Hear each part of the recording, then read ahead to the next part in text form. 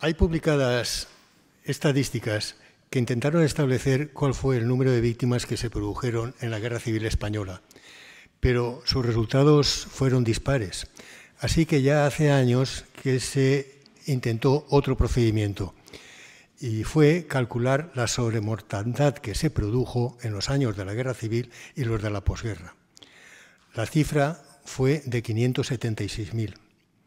Así es que parece lógico establecer que el número total de víctimas mortales por causas directas o indirectas en relación a aquel conflicto debieron de estar alrededor de esta cifra que acabamos de dar. Los muertos en combate, aquello que nuestros padres y abuelos calificaban como o denominaban como el frente, está establecido, está aceptado generalmente que son alrededor de unos 200.000. Respecto a los asesinatos que se produjeron en la retaguardia, tanto en la zona republicana como en la zona rebelde, se realizó un estudio exhaustivo, provincia por provincia. En la imagen que tienen ustedes en pantalla están los resultados de ese estudio acumulado por comunidades autónomas. La cifra total que se da en relación a España aporta una cifra total de asesinatos, 50.000 en la zona republicana y 130.000 en la zona rebelde. Estos son las verdaderas víctimas de aquella tragedia. Pero hay otros colectivos que también tuvieron su parte de sufrimiento, como los exiliados. Aquellos que decidieron abandonar España porque temían las represalias que para con ellos pudieran tener los vencedores. Los países que eligieron, sobre todo, fueron Francia, México, Argentina y la Unión Soviética, pero no solo esos. También fueron, aunque en mucha menor cantidad, a países como fueron Chile, Perú, Colombia, Venezuela, Cuba, República Dominicana, Estados Unidos y el Reino Unido. Pero al país que fueron por encima de todo, de forma muy masificada, y es lógico por la vecindad, fue a Francia. Ya lo hicieron, ya empezaron a acudir allí en el año 1978, cuando terminó lo que se conoce como la campaña de Aragón y que terminó con la derrota del ejército republicano. Entonces ya hubo gente que pensó que la guerra civil estaba prácticamente sentenciada y comenzaron a tomar el camino rumbo a Francia. Ya lo hicieron en tal número que a final de ese año el presidente de la República Francesa, Daladier, hablaba de esos extranjeros indeseables. Pues no sabía la que le venía encima, porque apenas 4 meses más tarde el número total de exiliados españoles en Francia ya rondaban los 550.000. Ante una invasión de esas características, el gobierno francés decidió crear lo que se llamaban centros de internamientos, un subterfugio, porque eran verdaderos campos de concentración. Estaban situados totalmente en la Francia meridional y sobre todo próximos a la frontera con España. Habían centros de internamiento de estos que tenían barracones, pero también lo sabía que no los tenían, que estaban a la intemperie, como están viendo ustedes en la imagen que hay en pantalla. No tenían agua corriente, lo sabían que tenían letrinas, pero también lo sabían que no las tenían, no se les facilitó ropa de abrigo y en alguno, quiero pensar que en los demás no sería así, pero en alguno se les echaba la comida por encima de la alambrada y los internos que habían allí tenían que luchar por conseguir alimentarse algo. Así es que hubo muertos como consecuencia de la desnutrición y también por otras patologías. Y cuando llegó el gobierno de Vichy aún fue peor, porque a los hombres los llevaron a trabajos forzados, sobre todo a las canteras. Cuando los alemanes ocuparon Francia, a 8.000 de estos exiliados se los llevaron a sus propios campos de concentración, sobre todo a Mauthausen. Se llevaron a estos 8.000 aproximadamente porque eran exiliados que se habían alistado al ejército francés porque vieron que era la única posibilidad que tenían de salir de aquellos campos de concentración en los que estaban. Entonces los alemanes los tomaron como si fueran prisioneros de guerra y por eso se los llevaron a sus campos de concentración. De cualquier forma, aproximadamente la mitad de los exiliados en Francia regresó a España. Querían huir de aquel trato inhumano y de aquellas circunstancias tan terribles que estaban viviendo.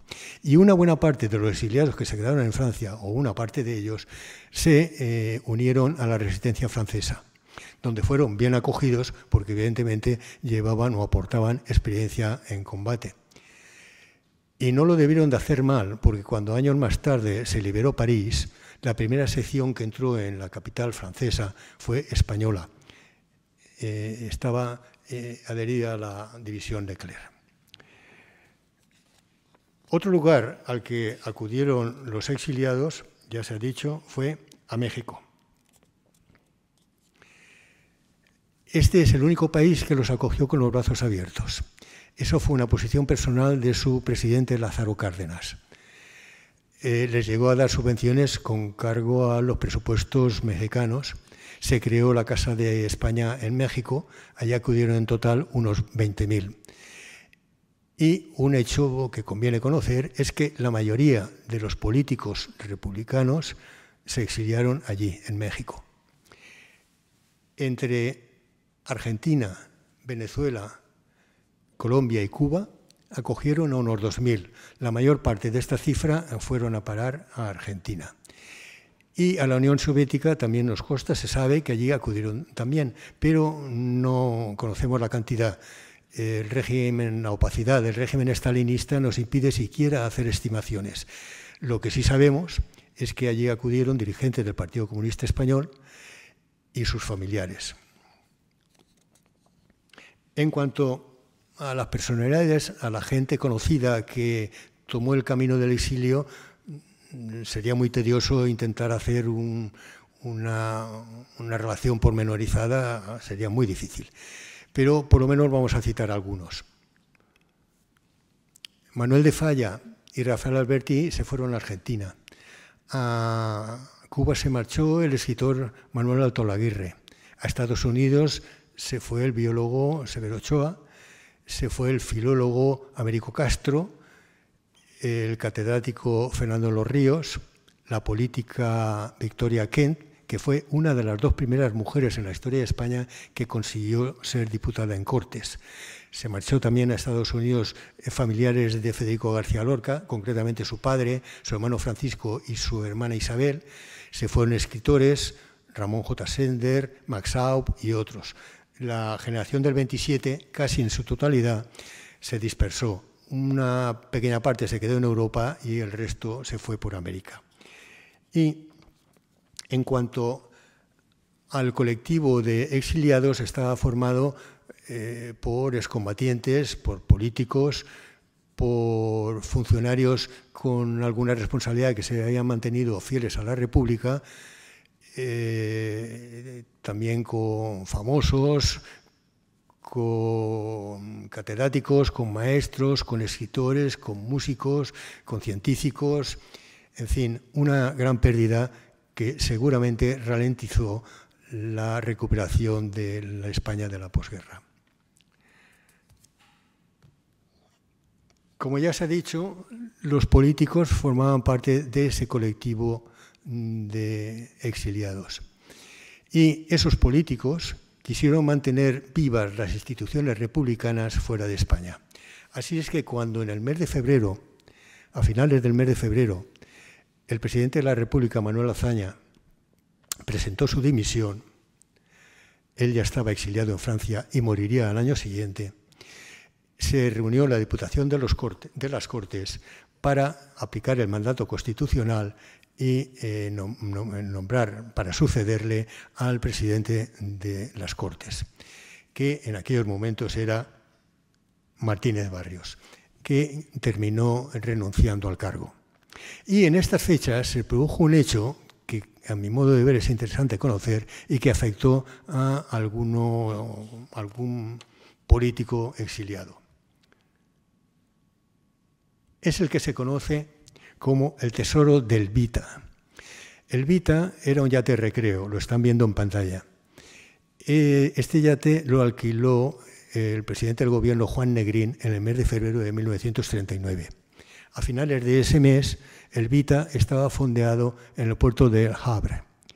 Y allí cargó 120 maletas. Hay otra versión que habla de 156, cuyo contenido era joyas y productos de objetos de valor que procedían de la Caja General de Reparaciones. El Vita zarpó rumbo a México y a bordo iba, para custodiar aquel cargamento, el capitán de carabineros Enrique Puente. Llegó a Veracruz, al puerto de Veracruz, y allí tenía que salir a recibirle José Puche, que era el delegado que a tal efecto había nombrado el presidente del gobierno, Juan Negrín, pero no se presentó. Entonces Enrique Puente intentó contactar por telégrafo con Negrín, pero tampoco lo consiguió. Estaban a finales del mes de marzo de 1969 y aquellos eran unos días muy convulsos en España. Ante estas circunstancias, Enrique Puente se puso en contacto con la máxima autoridad política a la que tenía acceso allí, que no era otro que el embajador español en México. Le informó de todo lo relacionado con el Vita, con su cargamento, y le hizo entrega de todas las maletas. Se estaba produciendo una ironía del destino, porque aquel tesoro que había estado controlado por Juan Negrín pasaba a serlo por su enemigo personal, Indalecio Prieto, que era a la sazón el embajador español en México. Prieto pasó aquellas maletas, todo aquel cargamento lo pasó a disposición de la Junta de Auxilio a los Republicanos Españoles. Se supone que sería para ayudar a los exiliados que estuvieran en apuro. No se tiene constancia de que esto se hiciera así, ni de que no se hiciera. No hay ninguna documentación ni ninguna anotación contable en ningún sentido. Parece que este debía de quedarse como un misterio más de tantos que encierra la historia, pero hace relativamente poco, en el año 2010, un grupo de investigadores acompañado de un equipo de buceadores se dirigió a un lago que está situado en el sudoeste de México, Distrito Federal, a unos 100 kilómetros de distancia. Se realizaron algunas inmersiones y ya en las primeras comenzaron a aparecer máquinas de reloj y trozos de embalaje, entre los que se pudo llegar a leer en Monte de Piedad de Madrid. Terminada toda la tarea de buceo, los investigadores, cuando analizaron todos los restos que tenían ante ellos, llegaron a la conclusión de que aquello procedía del desguace de todas las piezas que contenían las maletas del Vita. Hasta ahora nadie ha contradicho esta teoría. Así es que es muy probable que sea correcta. Y si es así, se nos plantean dos interrogantes. Primero, ¿por qué se desguazó aquello? Bueno, pues pueden haber dos explicaciones. Una, porque si se obtenía el oro, la plata y las piedras preciosas de todos aquellos objetos, sería más fácil comercializarlo que intentar vender de uno en uno los objetos. Pero puede haber otra razón. Es posible que lo que se quisiera al desguazarlos era eliminar la posibilidad de que se identificaran en el futuro. Y nos queda otro interrogante. Una vez realizado el desguace, todo el material de desecho, ¿por qué no se echó al primer vertedero que se encontró en México, Distrito Federal? En lugar de eso, se recorrieron 100 kilómetros, más de 2 horas de trayecto, para echarlo no a un vertedero, sino hundirlo en las profundidades de un lago. Es evidente que, o parece evidente, que había una voluntad de ocultar la operación. Y hasta aquí es donde llegamos. Es posible que con el tiempo el secreto de aquellas maletas del Vita podamos conocerlo en su totalidad. En estos momentos nos quedamos aquí. El presidente del gobierno, Juan Negrín, inicialmente se exilió en Francia, pero fue por poco tiempo. Casi de inmediato se fue a Inglaterra, concretamente a Londres. Allí él quiso mantener a toda costa su estatus de presidente del gobierno. Él allí fundó el Servicio de Evocación de Republicanos Españoles, evidentemente con el ánimo de ayudar a aquellos que lo necesitaran, pero tenía muy pocos fondos, así que reclamó a Indalecio Prieto que le enviara las maletas de Elvita, cosa que desde luego no hizo. Juan Negrín también fundó la Unión Democrática Española. Con ella lo que pretendía era la unión nacional de todos los españoles frente a Franco, los invasores italo-germanos y los traidores. Detrás o apoyando a Juan Negrín estaban los socialistas que se llamaban negristas, los socialistas partidarios de Largo Caballero y el Partido Comunista Español. Muy poco apoyo para un proyecto tan ambicioso. De hecho, trasteó como pudo durante algún tiempo y en el mes de febrero de 1943 se disolvió. Mientras tanto, en México, Martínez Barrios se erigió como líder de los partidos republicanos de izquierda y allí se creó la Junta Española de Liberación, que eligió a su vez como presidente también a Martínez Barrios. Y todos los partidos en el exilio se unieron en esa Junta Liberal. Todos menos el Partido Nacionalista Vasco, que no lo hizo porque no se le aceptó el principio de autodeterminación. Esta Junta lo que se quería era plantear como la representante legítima del gobierno republicano en el exilio. Así es, además, como lo presentó el propio Martínez Barrios al gobierno estadounidense, considerándolo como uno de los aliados. Porque en la esperanza o en el ánimo de los políticos en el exilio estaba que si la Segunda Guerra Mundial se terminaba venciendo evidentemente los aliados, estos forzarían a Franco a abandonar el poder y eso les permitiría a ellos regresar a España y reinstaurar la República. En esa espera surgieron diferencias entre ellos.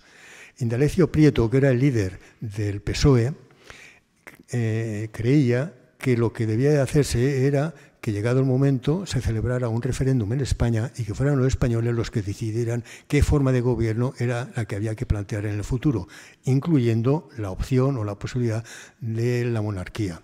De hecho, colaboradores de Indalecio Prieto entraron en contacto con colaboradores de Juan de Borbón y llegaron a cerrar pactos concretos, aunque ciertamente duraron muy poco. La opción de Martínez Barrios era que se creara un gobierno provisional en el exilio, por supuesto republicano, y que se le ofreciera a los aliados como la opción al franquismo. Esta es la opción que verdaderamente triunfó. En el mes de febrero de 1945, en la conferencia de Yalta, entre otras, se tomó esta decisión, o este acuerdo, que todos los países liberados y los que actuaron en la órbita del nazismo elijan libremente a sus gobiernos por medio de elecciones libres. Y ya entonces el presidente de los Estados Unidos, Roosevelt, le había dicho a su embajador en Madrid: nuestra victoria frente a Alemania conlleva el exterminio del nazismo y las ideologías afines. Ante mensajes de este tipo, los políticos republicanos en el exilio entendieron que debían de apresurarse y prepararse en definitiva. Así es que en ese mismo año de 1945 convocaron cortes. Claro que, ¿qué cortes? Porque una buena parte de los diputados habían sido asesinados en uno o en otro bando durante la Guerra Civil y había otra parte de diputados que estaban viviendo en España en aquellos momentos. Así es que seguramente, sin preocuparse demasiado del quórum, se celebraron cortes y en ellas se eligió presidente de la República a Martínez Barrios. Este, en función de las facultades que le otorgaba la Constitución, nombró presidente del gobierno a José Giral. Y se nombró un gobierno en el que participaron todos los partidos que estaban en el exilio. Y ya solo quedaba que contener la respiración y esperar. Pero el tiempo fue pasando y no ocurría nada. Así es que pienso que aquella esperanza, aquel optimismo que tenían, pasó primero por una fase de desconcierto y seguramente después por una desmoralización, cuando comprendieron que a los aliados les era tan indiferente el gobierno provisional como el propio gobierno de Franco.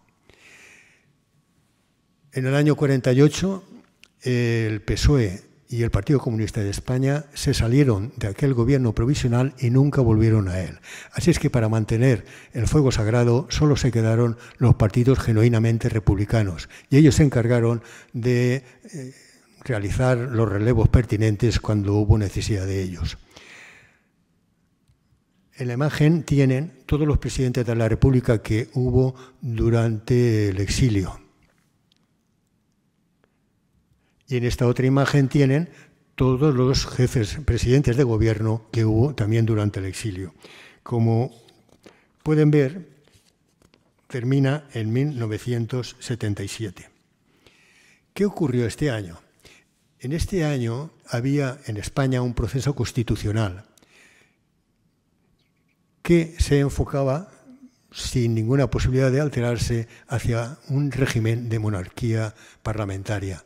Así es que el presidente de la República de aquella época, en el exilio, que era José Maldonado, y el presidente del gobierno, que era Fernando Valera, realizaron un comunicado conjunto que, al margen de los tópicos propios de un acto tan solemne, lo que vinieron a decir es: hasta aquí hemos llegado.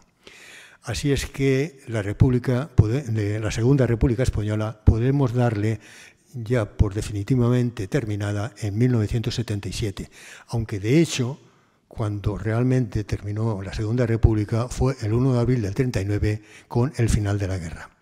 El final de la guerra, pero no de la violencia, porque hubo gente, algunos exiliados que regresaron de Francia, otros que seguramente les cogió el final de la guerra lejos de la frontera con Francia y no les dio tiempo para salir, y seguramente también habrían otros que eran idealistas, que no estaban dispuestos a aceptar la rendición y decidieron continuar la lucha armada. Ellos formaron lo que se conoce como el maquis.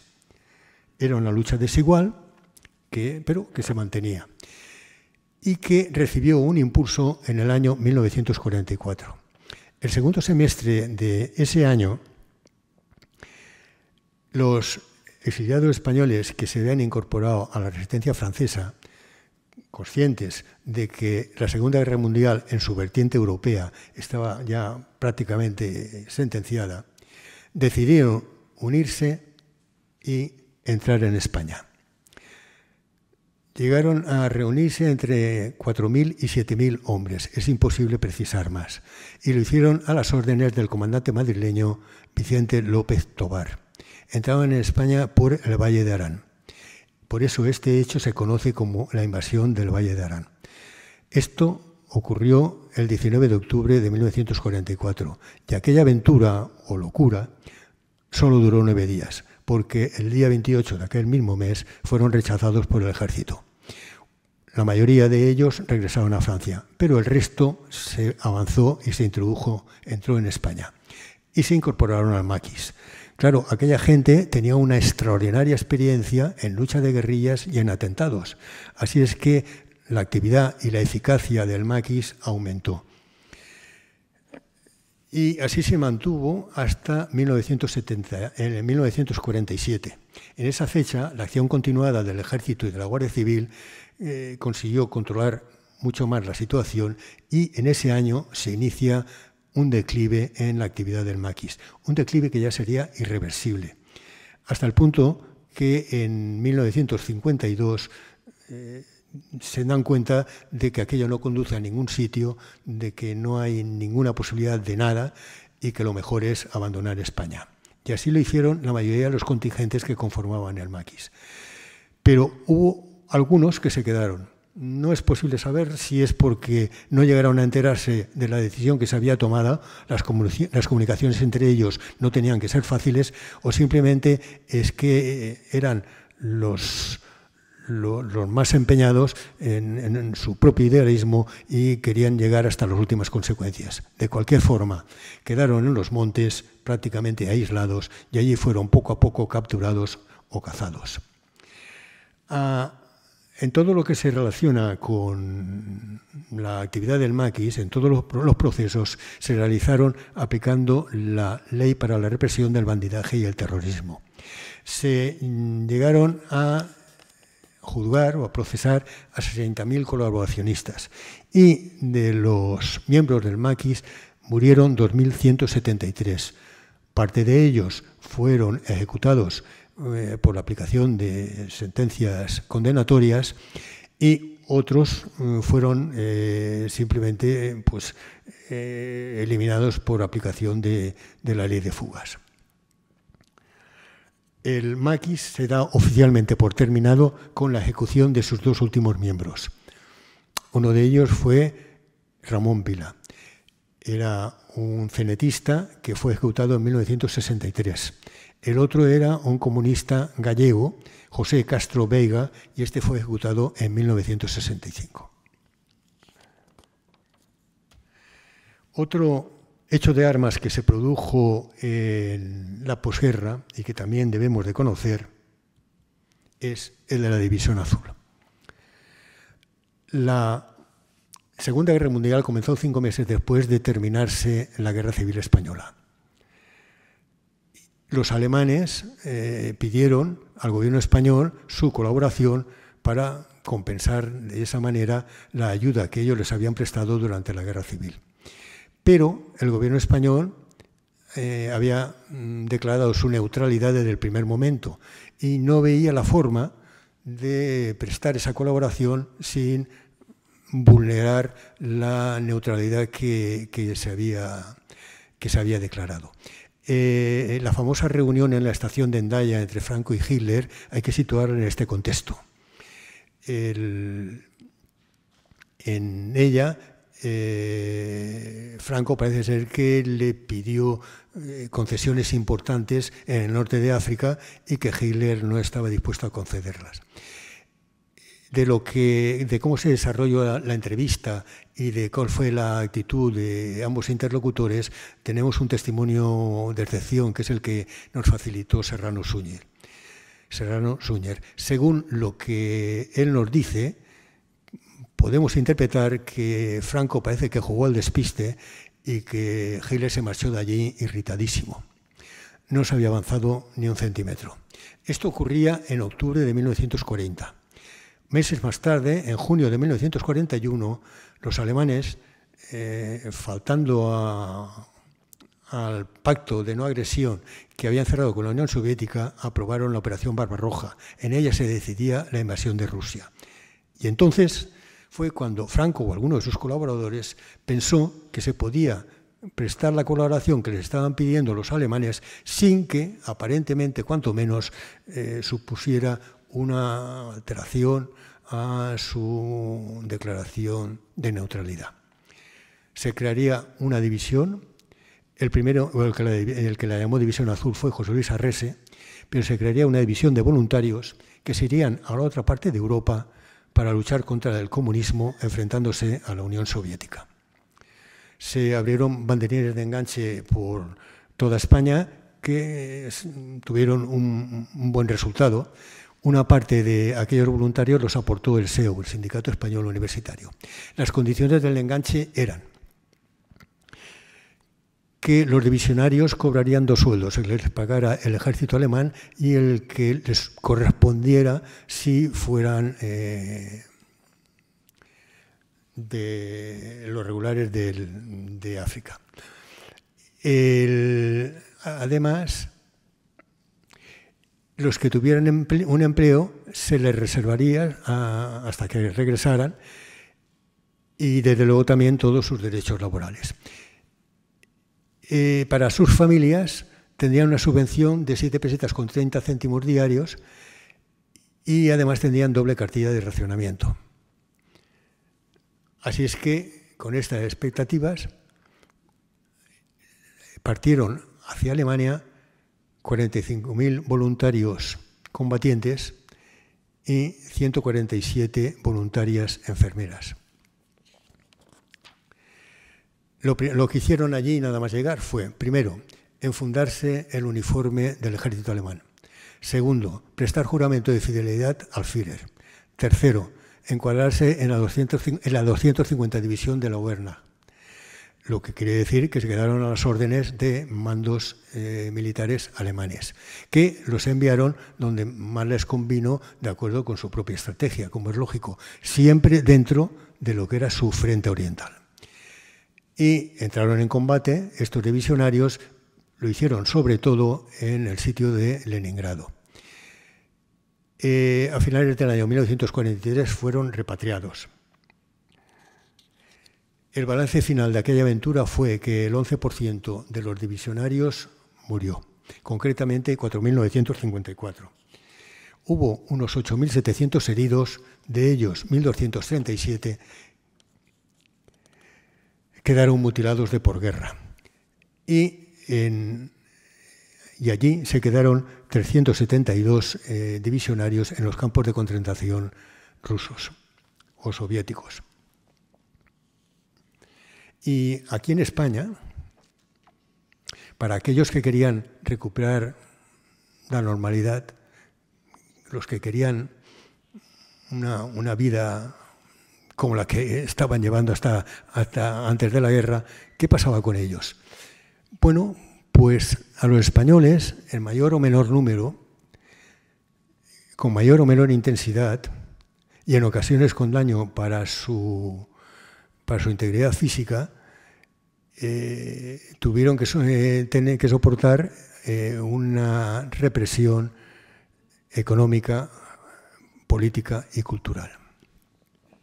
No parece sino que aquella instrucción reservada que dio en julio del 36 el mando supremo de los militares que se rebelaron, el general Mola, cuando dijo hay que eliminar sin escrúpulos a todo el que no piense como nosotros, parece que en alguna medida se quería llevar a cabo, porque se trataba de ahormar el pensamiento y el comportamiento de las gentes, adaptándolos a la ideología del nuevo régimen.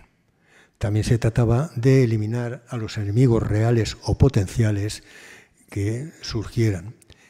Y también se trataba de crear una atmósfera de temor, porque más allá de las acciones de represión, las amenazas se repetían con regularidad.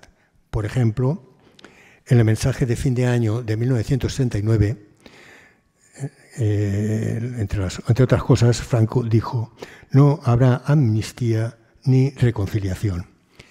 Y también otro ejemplo, Jesús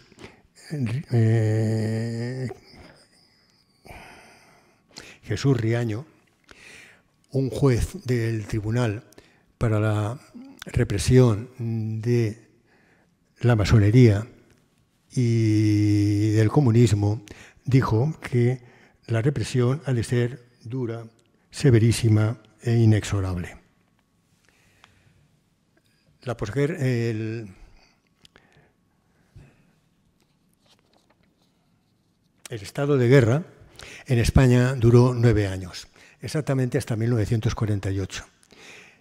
Y en relación con la posguerra, el escritor Luis Sánchez Ramos dijo: era una sociedad reprimida, recluida en un tiempo de silencio.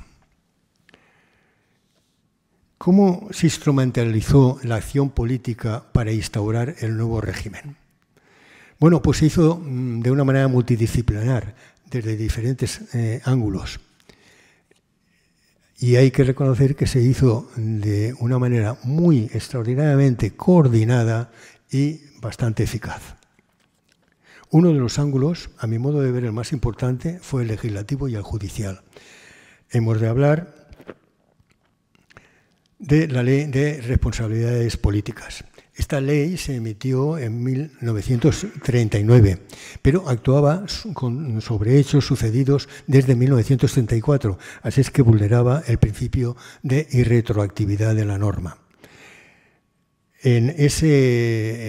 Con esa ley se perseguían a aquellos que contribuyeron a crear o agravar la subversión de todo orden del que se hizo víctima a España, y también a los que desde el 18 de julio se opusieran al movimiento nacional con actos concretos o con pasividad grave. Al amparo de esta ley se produjeron aproximadamente unas 200.000 sanciones en forma de multas, incautaciones de propiedades, inhabilitaciones profesionales o destierros. Otra ley que podemos conocer o podemos recordar es la ley para la represión de la masonería y del comunismo. Esta ley, al amparo de esta ley, hubieron 80.000 juicios, 80.000 procesos, y lo que venía a perseguir es aquellos que defendieran ideales que fueran en contra de la religión, la patria o las instituciones fundamentales. La jurisdicción militar, que había venido funcionando durante la guerra, es lógico, pero siguió haciéndolo sin solución de continuidad durante la posguerra. Trataba los delitos de rebelión, pero entendiendo el concepto de rebelión en un sentido amplísimo, porque el hecho de participar en una huelga o en una manifestación ya era considerado rebelión. Actuaba indistintamente contra militares o contra civiles, y lo hacía en forma de consejo de guerra sumarísimo. Eso lo que quiere decir es que el proceso se seguía a una velocidad impresionante, tremenda, cuestión de un par de días. Eso, como es lógico, reducía o incluso eliminaba las garantías de defensa de los acusados. En ocasiones, los antecedentes de alguien y el que cualquiera lo acusara eran suficientes para llegar a una sentencia condenatoria. Vamos a ver, a repasar algún párrafo de los alegatos finales del fiscal y de la defensa en el juicio que se siguió contra el cenetista Juan Cava Guijarro y algunos más. En este caso, Juan Cava Guijarro acabó condenado a muerte, aunque luego se le conmutó por 30 años de cárcel. En el alegato final del fiscal, entre otras cosas, lo que dijo fue: parece que sea yo el encargado de alimentar los piquetes de ejecución, pero no. Aquí participamos todos los que hemos ganado la guerra y deseamos eliminar toda oposición para imponer nuestro orden. Como se ve, es un párrafo que está totalmente en línea con aquella instrucción reservada del general Mola de que hay que liquidar al que no piense como nosotros. Por su parte, el alegato final de la defensa pues, fue: después de oídas las graves acusaciones que pesan sobre mis defendidos, solo pido para ellos clemencia, nada más.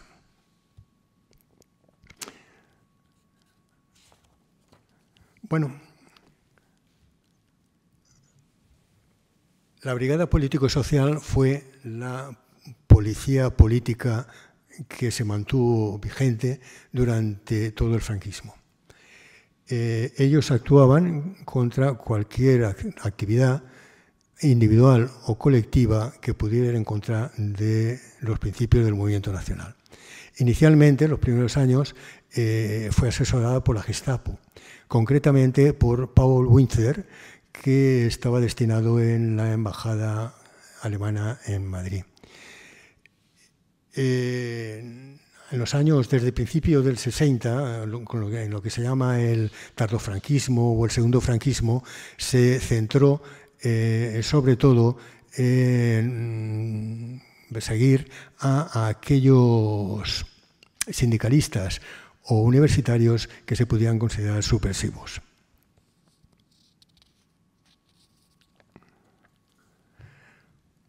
Una actividad tan intensa policial y judicialmente en la posguerra tuvo que provocar necesariamente una superpoblación en las cárceles.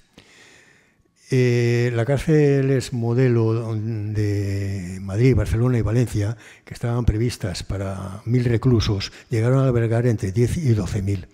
Y lugares tan poco apropiados para ser cárceles, como por ejemplo la Plaza de Toros de Teruel, el Hostal San Marcos de León, el Sanatorio Portaceli de Valencia, fueron habilitados como cárceles. La población reclusa media durante la República era de unos 13.500. Sin embargo, a finales del año 1969 eran o habían 270.719. Cierto que a medida que pasaba el tiempo esa cifra se iba reduciendo, pero lo hizo con mucha lentitud. No fue hasta 21 años más tarde, a finales del año 1960, cuando la población carcelaria española llegó a una cifra razonable. Llegó a 15.226. A los prisioneros de guerra se les llevó a los campos de concentración. En España llegaron a haber 194 de ellos. Y a finales del año 1969 habían 177.905. En el año 1940 aumentó esta cifra en unos 100.000. Era consecuencia de aquellos exiliados que regresaron de Francia, de los que ya hemos hablado anteriormente. La forma en que se procedía con estos prisioneros de guerra era muy simple. Se les dividía en 3 grupos. El primer grupo era el de los afectos al régimen. A estos se les dejaba en libertad. El otro grupo era los desafectos leves al régimen. A estos se les enviaba a batallones de trabajo.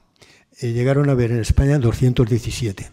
Realizaban obras públicas, como por ejemplo hicieron reconstruir Belchite, el pueblo de Belchite, que había sido arrasado durante la guerra, construyeron el canal del Bajo Guadalquivir y otras obras. Y el último grupo era el de los desafectos graves al régimen. A estos se les enviaba a la cárcel para que fueran juzgados. El Decreto Ley 10/1969 estableció la prescripción de todos los delitos cometidos antes del 1 de abril de 1939, la fecha en que acabó la guerra. Es decir, que la prescripción al final se produjo en 30 o más años. La única aportación práctica de esta prescripción fue la posibilidad de que hubo exiliados que pudieran regresar a España.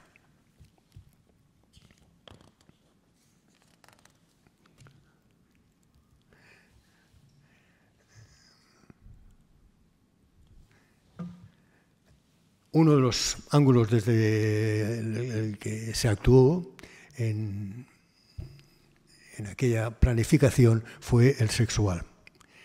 En la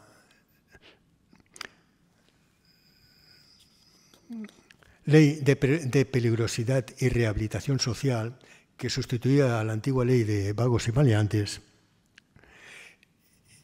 se establecía la obligatoriedad de rehabilitar a los homosexuales.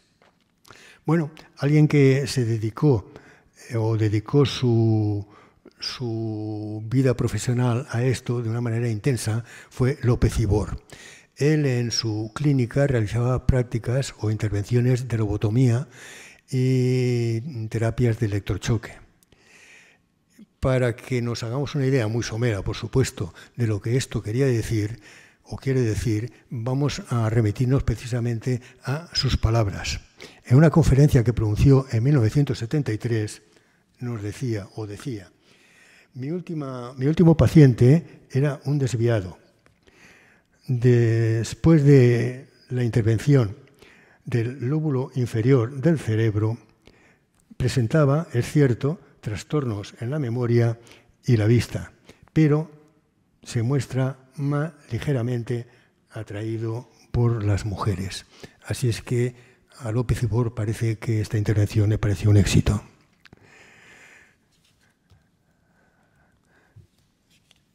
En una ley del 10 de febrero de 1969, en su artículo primero, se estableció la obligatoriedad de que los ministerios revisaran cuál había sido el comportamiento de los funcionarios a su cargo en relación con el movimiento nacional.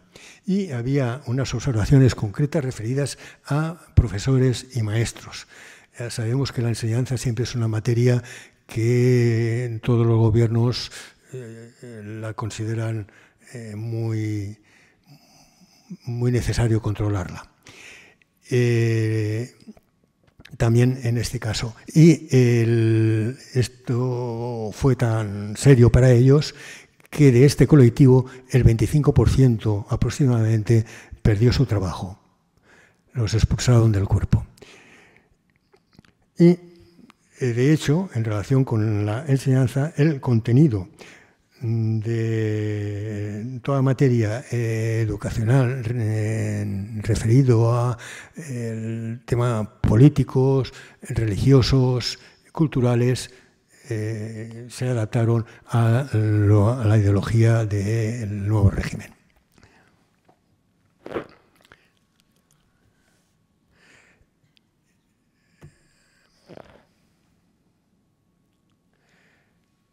Para poder acceder a la administración pública, es decir, para ser funcionario, era obligatorio aportar un certificado de buena conducta expedido por el jefe de falange de la localidad que se fuera. Y el jefe de falange tenía que requerir que se le enviara un informe del Servicio de Información e Investigación en relación, claro, con el que quería ser funcionario. Esto en lo que se refiere al empleo público. En cuanto al empleo privado, las organizaciones patronales se vieron obligadas a realizar listas de rojos y de sindicalistas. Y en cuanto a los profesionales libres, quienes tuvieron que hacerlo fueron los colegios profesionales. Lo que se quería era, evidentemente, despedir o inhabilitar a todos los que pudieran ser considerados enemigos del régimen. En el aspecto religioso, bueno, pues el catolicismo se declaró como la religión oficial del Estado. En el aspecto lingüístico, el castellano fue la lengua la única que se podía utilizar en la administración pública, en la enseñanza y en los medios de comunicación, prensa y radio. En el aspecto cultural, parece que no solo se quería el alineamiento ideológico, sino también el cultural. Y para ello se utilizó una herramienta continuamente, que fue la censura. La censura que actuaba contra cualquier actividad intelectual o de comunicación. Así es que habían autores prohibidos, temas prohibidos, libros prohibidos, y en escenas de teatro o de cine o en el doblaje de las películas, esas escenas pues, podían ser alteradas total, parcialmente o incluso eliminadas totalmente. Todo aquello que pudiera alterar o vulnerar lo establecido en materias de familia, religión o movimiento nacional tenía que ser eliminado. Y les voy a comentar una actuación de la censura que en su momento pues, se habló mucho de ella. La cartelera de la película Mogambo es la que tienen en imagen. Bueno, pues la trama de esta película giraba alrededor de un matrimonio que se va de safari por África y la esposa tiene una aventura con el guía del safari. Al censor de turno seguramente no le debió parecer nada bien la posibilidad de que apareciera en pantalla un pecado de adulterio. El hecho es que decidió modificar el guión y aquello que era un matrimonio dejó de serlo y lo transformó en hermanos. Total que ya no existía adulterio, pero existía incesto. Y ya le digo que saltaron de la sartén al fuego. Aquello fue muy comentado en su día. Esto ocurría en 1952.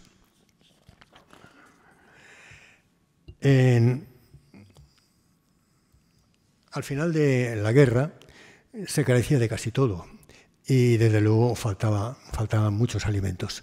Entonces no quedó más remedio, era inevitable. En el mes de mayo de 1939 una orden ministerial puso en funcionamiento las cartillas de racionamiento.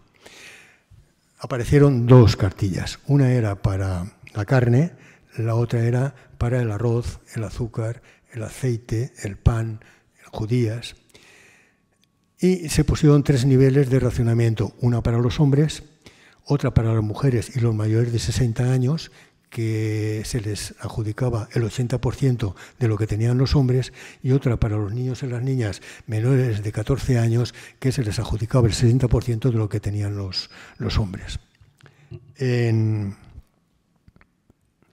hecho, esto que ven en pantalla es la cola para conseguir las cartillas de racionamiento en Sevilla. El hecho de que un producto estuviera racionado de ninguna manera garantizaba su accesibilidad o su disponibilidad. Vean lo que aparece en el informe del mes de diciembre de 1940 que dio el jefe provincial de Falange de Alicante. Él decía: la situación es pavorosa. Tenemos toda la provincia sin pan, aceite. Hace más de 4 meses que no se ha racionado, y de otros productos no digamos. En mi opinión, este jefe de Falange estaba cargando las tintas seguramente con la intención de que le dieran mayores aprovisionamientos, pero tenga yo razón en mi observación o no, lo que evidencia es el nivel de penuria que había en aquellas épocas. Y hay que tener en cuenta que estamos hablando de diciembre de 1960, más de un año y medio después de haber terminado la guerra. A partir de esa fecha, lo cierto es que se fueron descolgando los productos del racionamiento y en 1952 desapareció totalmente. ¿Qué suponía ser mujer en España? Bueno, pues el protagonismo y la actividad fundamental de la mujer, sobre todo, debía dirigirse al hogar. Y siempre bajo la tutela del varón. En aquellos primeros años de la posguerra circuló una consigna o un eslogan, llámenlo ustedes como quieran, que decía: el niño mirará al mundo, la niña mirará al hogar. Y fíjense en esta frase: la vida de toda mujer, a pesar de cuanto ella quiera simular o disimular, no es más que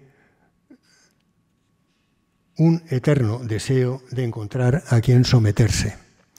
Esta frase no la dijo un machista descontrolado. Esta frase la dijo Pilar Primo de Rivera, que era la jefa de la sección femenina casi durante todo el franquismo y por lo tanto era la responsable de poner en práctica aquellas políticas discriminatorias.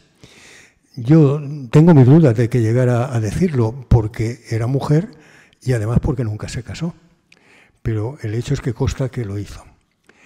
Al principio de la posguerra se publicó, se editó lo que se llamaba la Guía de la Buena Esposa. Eran 11 normas en las que se decía cuál debía ser el comportamiento de la mujer dentro del matrimonio. Esta es una de ellas. Aquí tienen otra. En todas ellas hay 2 cosas que coinciden. En todas. Una es la subordinación y sumisión en la que se ve a la mujer respecto al varón. Y la otra es que en todas las representaciones gráficas de estas normas, en todas ellas, a la mujer se le ve siempre sonriente y feliz. Si alguien tiene curiosidad por conocerlas, están en Internet. No parece sino que a la mujer se le quisiera mantener en una eterna minoría de edad.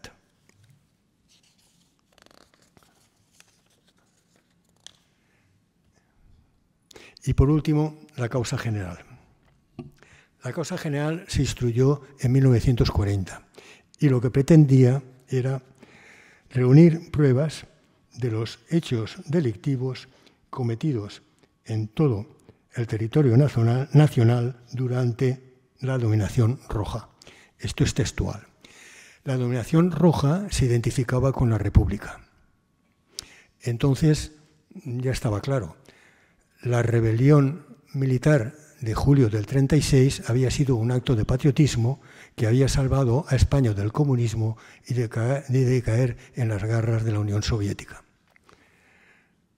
El historiador y catedrático de Historia Contemporánea Julián Casanova dice en relación con esta causa que lo que hizo fue impulsar socialmente el concepto de terror rojo. Vamos a analizar un poco esto. Es cierto que el Partido Comunista de la época de la República era algo que no gustaba a nadie y que yo me atrevería a decir incluso que era indeseable para España, porque el Partido Comunista se había adherido a la Tercera Internacional y como consecuencia de ello su primer objetivo político era instaurar la República Bolchevique, la República del Proletariado. Y, por supuesto, bajo la dirección o la supervisión de la Unión Soviética, que para mayor en aquella época estaba dirigida por Stalin. O sea que de esto no hay duda. Nada deseable, tremendamente indeseable. Pero era un peligro el Partido Comunista para España, porque vamos a ver. Desde que se instauró la Segunda República en 1931 hasta la fecha en que se produjo la rebelión militar en julio del 36, en todo ese periodo de tiempo, la máxima representación que consiguió el Partido Comunista en las Cortes Españolas fue de 17 diputados, en una Cámara de más de 470. En ningún momento, es decir, jamás fueron necesarios los diputados del Partido Comunista para afianzar ninguna mayoría, para llegar a ningún acuerdo y para aprobar ninguna ley. Nunca. Pero además, en este periodo de tiempo que he citado, hubieron diversos gobiernos republicanos. En ninguno de ellos participó nunca ni un solo miembro del Partido Comunista de España. Así es que la importancia del Partido Comunista en las Cortes era prácticamente nula y en relación con el gobierno inexistente. Así es que no suponía de ninguna manera una amenaza para el país, de ninguna de las maneras. Así es que parece que lo lógico es que lo único que se pretende con la causa general es buscar eso, una causa que justificara la rebelión militar. Pero cierto que en sí mismo el objetivo político del Partido Comunista era absolutamente nefasto, pero ellos por sí mismos no podían significar ningún peligro para nadie. El estudio de la historia, sin duda, nos enriquece porque nos da conocimiento y además nos puede ayudar en algunas ocasiones a proyectar el futuro. Pero hay algo de lo que no nos podemos liberar nadie. Cuando estudiamos un hecho histórico, siempre terminamos realizando juicios de valores. Cuando ese hecho histórico nos atañe de cerca, cuando nos es muy próximo, suele suceder que esos juicios de valores, en ocasiones, terminan radicalizándose. Pero un juicio de valor es subjetivo. Dicho de otra manera, nunca son objetivos. Concretamente son opiniones.